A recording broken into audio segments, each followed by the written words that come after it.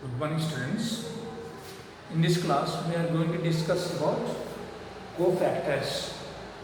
Cofactors means, so in the previous class we have discussed about enzyme nature.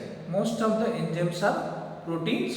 99% of the enzymes are protein, but 1% of the enzymes are made up of nucleic acids. Those enzymes are called ribozymes. Example, 23S rRNA act as a enzyme. It is called ribozyme. So I told you 99% of the enzymes are protein. So for the enzymatic action, do the only protein part is required or any other non-protein part is involved in the enzymatic reaction or enzymatic action?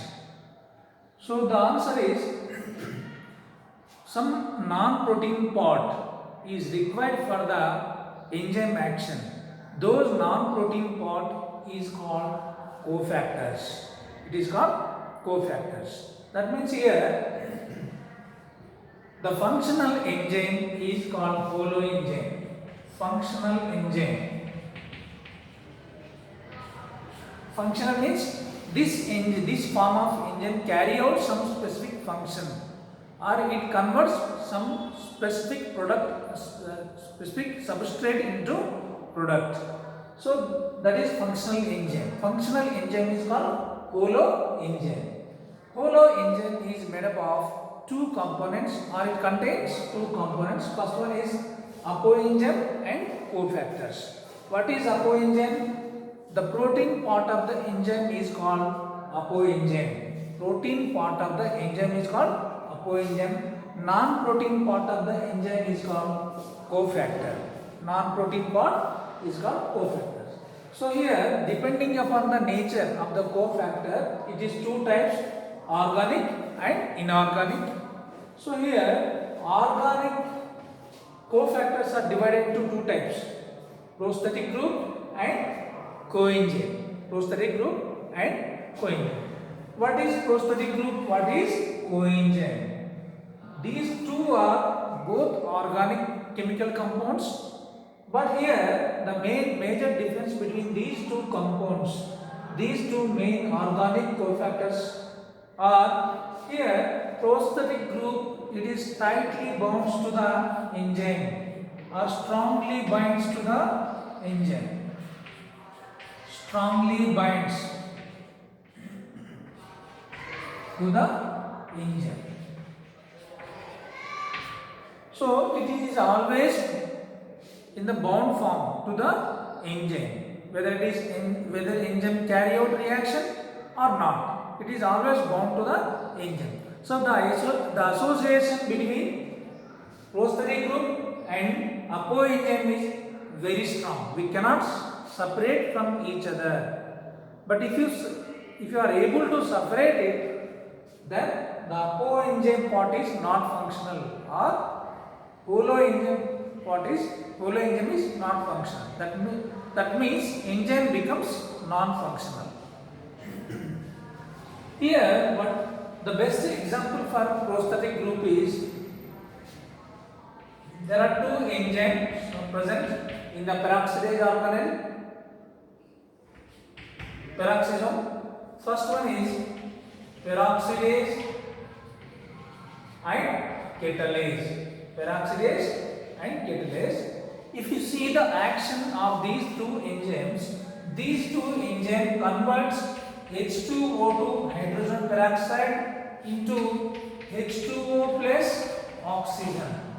H2O plus oxygen. So here peroxidase and catalases carry out this reaction. That means they convert H2O2 hydrogen peroxide into water and oxygen. So this is the function of peroxidase and catalase. And if you see the structure of peroxidase and catalase, you can see at the active site of these enzymes, heme prosthetic group is present. Heme prosthetic group is present in the active site of these two enzymes. So for the action of peroxidase and catalase, heme is very essential. So here heme binds to the active site of peroxidase and catalase very tightly. So that's why it is called prosthetic group. This is very essential for the action of these two enzymes. Understood? And here heme we can also find in the structure of hemoglobin. Okay, you are very familiar with this heme. And let's discuss about coenzyme. What is coenzyme? Here I told you prosthetic group, so it strongly binds to the enzyme. But here coenzyme, which is bind to the enzyme whenever enzyme involves in the chemical reaction. So then only the coenzyme binds to the enzyme. But if you see the association kinetics between coenzyme and apoenzyme, coenzyme is loosely bound with the apoenzyme. That means their association is not strong as that of prosthetic group. Okay, so that is coenzyme. The best example for coenzyme is NADP, NAD plus, NADP plus. NADP means nicotinamide adenine dinucleotide or nicotinamide adenine dinucleotide phosphate. These two are best example for coenzymes. Most of the coenzymes are made up of, or they derived from the vitamins, B complex vitamins. Okay, you can come across number of coenzymes when you are studying metabolism. Okay, so here these two are organic chemical compounds, act as a cofactors. Here prosthetic group bound to the enzyme very strongly and coenzyme binds loosely.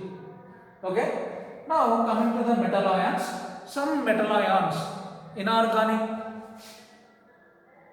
elements like Zn2 plus or magnesium or Mn. So all these metal ions are very important for the action of some enzymes. For example, Zn2 plus, zinc is very essential for the action of carbonic anhydrase enzyme. In the similar way, magnesium is cofactor of Rubisco enzyme and PEP carboxylase. These two enzymes are involved in the carbon fixation. Rubisco is involved in the carbon fixation in C3 plants and PEP carboxylase is involved in the carbon fixation of C4 plants. So these metal ions, they bind to the active side chains of amino acid at the active site and